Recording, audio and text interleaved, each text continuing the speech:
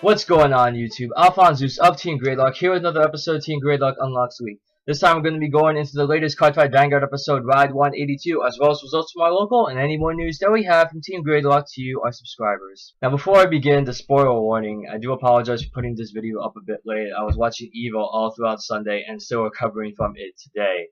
But of course, I'll make sure I have this video up as soon as possible, as soon as it's done, and then, we can move on. Of course, I have some other video content that I will talk a bit later after the episode breakdown has occurred. Of course, if you haven't seen the episode yet, please pause and close the video, go watch that episode, and then come back right here so we can discuss about it. Of course, if you don't want to do that, please click on the link in the description down below to get right to the results of our local.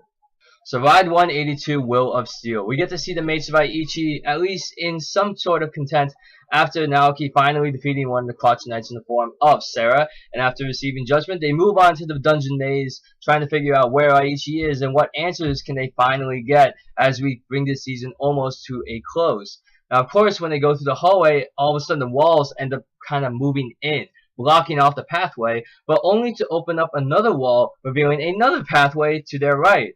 And of course, it seems like they're going to be led to a trap or something may happen, but we have to press forward because it's now or never at this point. So, the next thing you know, we get to see Kamui, Misaki, and Miwa all disappear.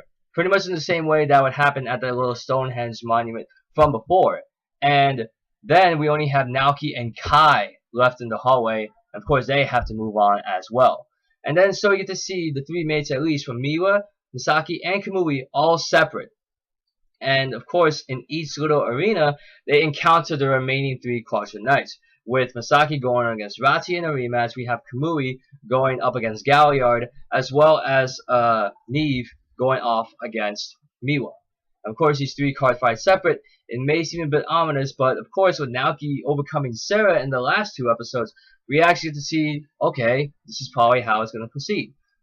But it isn't really the case, because in Miwa's card fight, at least with Neve, of course, it's usually the backstory of this Clutch Knight and how he came across to become one of Aichi's protectors or guardians. And we get to see Kagero going up against the Dimension Police, Metalborgs versus, how do I say, more dragons. Yeah, let's just keep Kagero as the dragons at this point.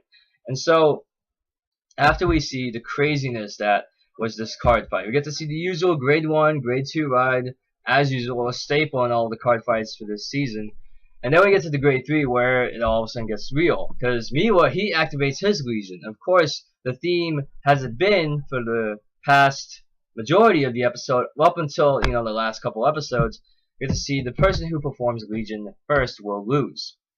Of course, with the Legion that Miwa has, at least with the Legion, boom, I retire 2 rear guards. And then it can even retire more rear guards. But the only problem is that he couldn't be able to get the job done.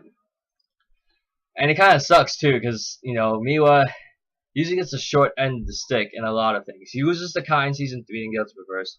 He doesn't even make that much of an impact on Season 2 outside of being Kai's moral foil or mirror that kind of, just bounces off of him. And, he is the best friend, but he hasn't really been getting a lot of the attention and push that he actually truly deserves, because a lot of us in the card fight community, we love Miwa. We think he's an awesome character, and just to see him go out like this, it's kind of sad, but they kind of just say in Bushiroad, oh, you think that they're just going to steamroll past the Clutch Knights? Well, I got some bad news for you.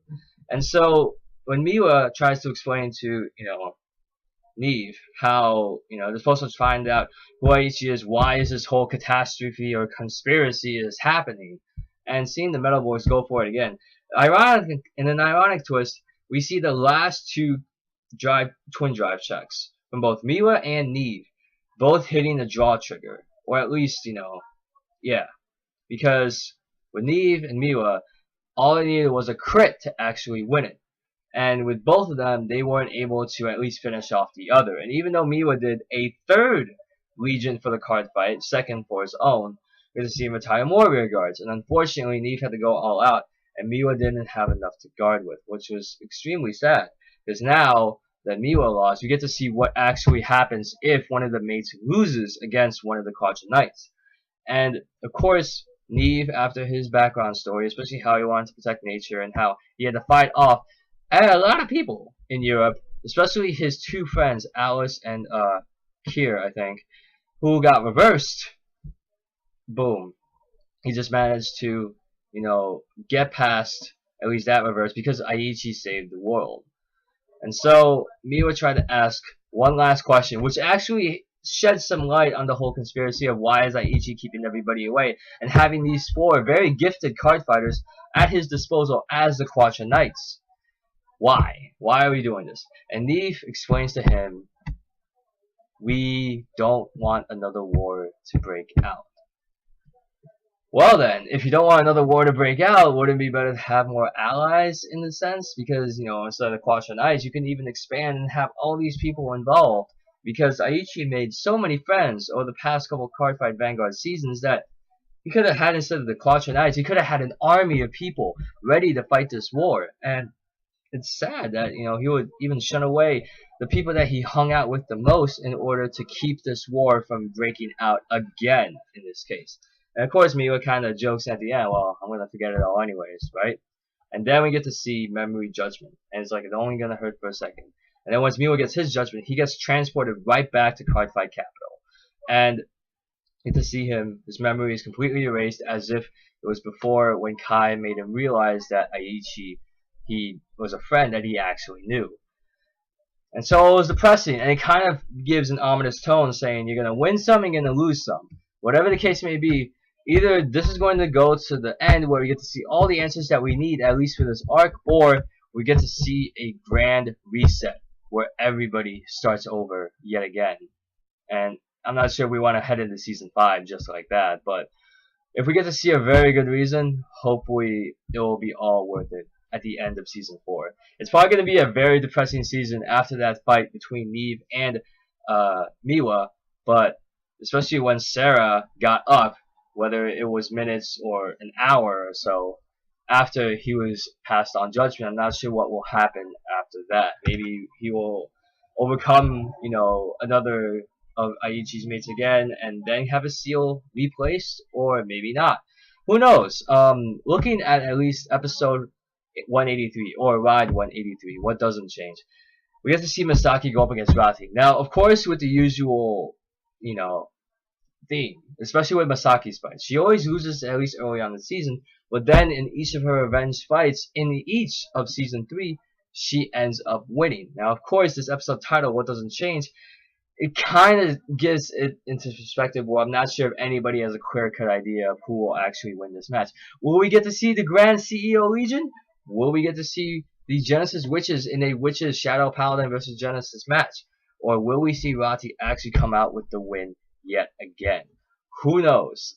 I think it's going to be a really interesting episode to watch, especially after the heartbreaker that we've experienced this week. And that's pretty much what we see, at least to look forward to next week, and I'm definitely looking forward to see what will be the conclusion this time. Whew! Really. The feels. And that's the conclusion of at least the analysis of what happened in 182. Of course, I hope that you enjoyed this analysis. If I missed anything in the episode, feel free to comment down below, get conversation started. And now let's get to the results of our local. Now, I have results from both the Vanguard tournament on Friday, as well as the sneak peek Set 14 Brilliant Strike sneak peek. So let's start off with the Friday tournament. On Friday, we had about 9 people, so that equates to 3 or 4 rounds of Switch top 4. I was running the D-Robos of Dimension Police as usual, and I got to go up first round against, I think it was against Jason, and then I managed to beat him because I got the grade 3 on the, Daikaiser Break Ride combo. So I managed to tie the perfect guard and take the 2 damage that I needed to in order to win the game. Second game, I go up against Joe, who hasn't been around for Game On in a while. And I mean Joe L, the guy that actually designed our channel art and new logo that you see in the intro and ending of each of the episodes that I put up here now. And he was running Shadow Paladin Revengers as well, and he was doing pretty well, dominating the match. He had everything all lined up, and we ended up going to Game 3. And Game 3 was pretty much the now or never type of turn that we had. And in the final turn that he had, I think, around 4 cards left in his hand. I had either the choice of break riding for Great Daiushi, get the crit, or break riding reverse and get the -10.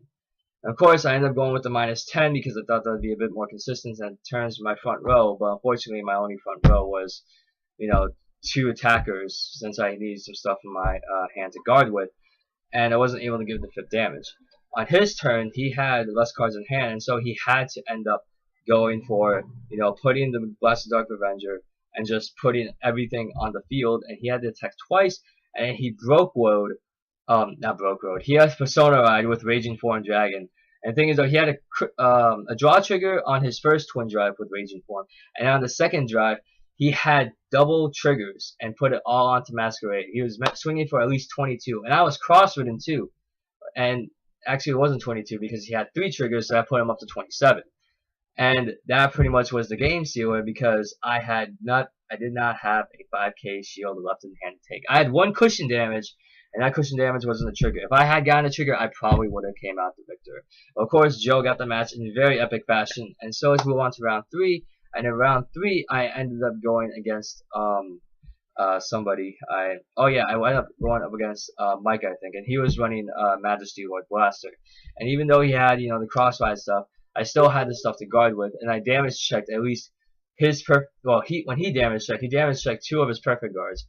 And that pretty much set up for me for the win because, of course, you know, whenever you want to break ride, you know, Daikaiser over whether it's regular Daiyusha, reverse Daiyusha, great Daiyusha, or another Daikaiser, you always want to put down at least 1 perfect guard and hope to God he doesn't have another grade 3.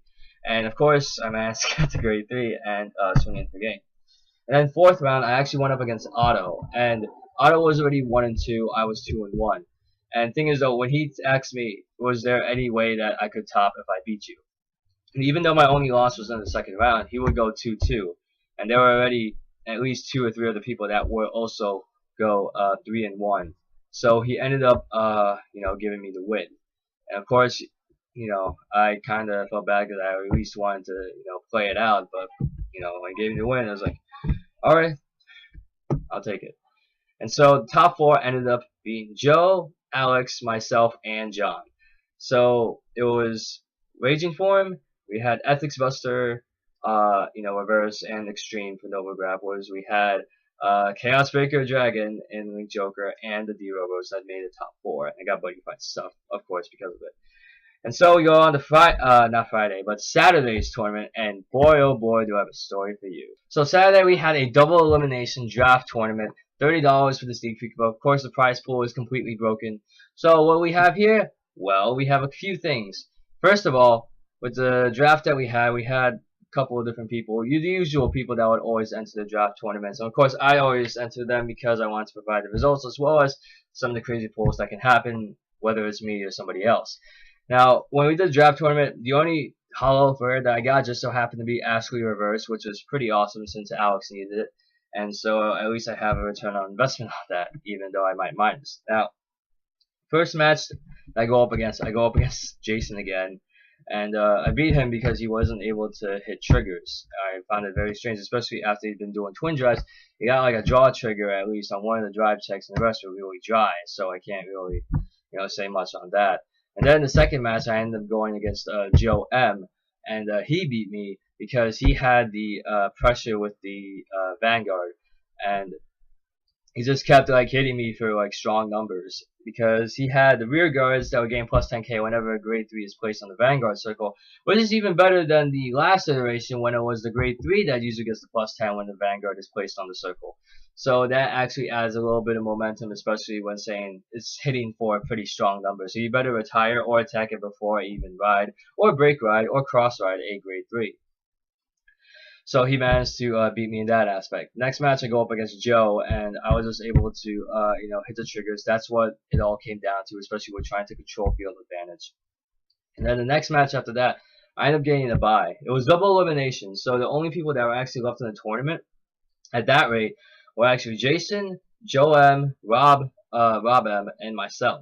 And I've already played Joe M, and Rob was actually undefeated in that match. So Jason went up against Rob M, and then Rob M defeated him. So then we were wondering, okay, so what in the world's gonna happen? Because Joe and I already faced off. I faced against both Joes, but Joe M, who was still in the draft tournament, was still on. So they gave us both a bye, and so after Rob M defeated Jason, it all came down to the remaining 3. Now, of course, we already played, or at least, we both of us, Rob and myself, we already played Joe once, and so far the only match that would occur would be if I went up against Rob, and I managed to defeat him all the way back in.